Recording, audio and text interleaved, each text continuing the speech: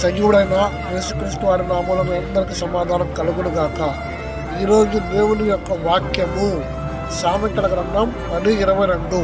యెహోవా ఆశీర్వాదమును ఐశ్వర్యమును ఇచ్చును. ఈ వాగ్దానము మన పక్క నెరవేరాలి అంటే మనం చేయవలసిందల్లా దేవుని కొరకు కనిపెట్టుకొని ఉండాలి.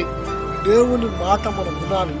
దేవుని మాట మనం విన్నప్పుడు ఏం జరుగుతుందంటే ఆయన వాక్యం అనేది మనలో నెరవేరడానికి చాలా చాలా దోహదపడుతుంది. అలాగే ప్రతి ఆదివారమున మనం దేవుని సన్నిధిలో గడుపుతున్నప్పుడు ఆయన వాక్య రూపకంగా మాట్లాడతాడు. ఆ వాక్యం మనలో జీవమును ఆత్మకు ఆహారమును మనకు ప్రాణమునై ఉన్నది. అప్పుడు ఏం జరుగుతుంది?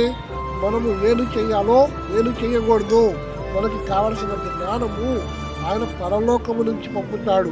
ఆ ఆత్మ రూపంలో ఉన్న జ్ఞానము మనం పొందుకున్నప్పుడు ప్రతి ఒక్క ఆశీర్వాదమును చిన్న చిన్న ఆశీర్వాదాలు కానీ పెద్దవి కూడా మనం అవలీలగా పొందుకోగలం.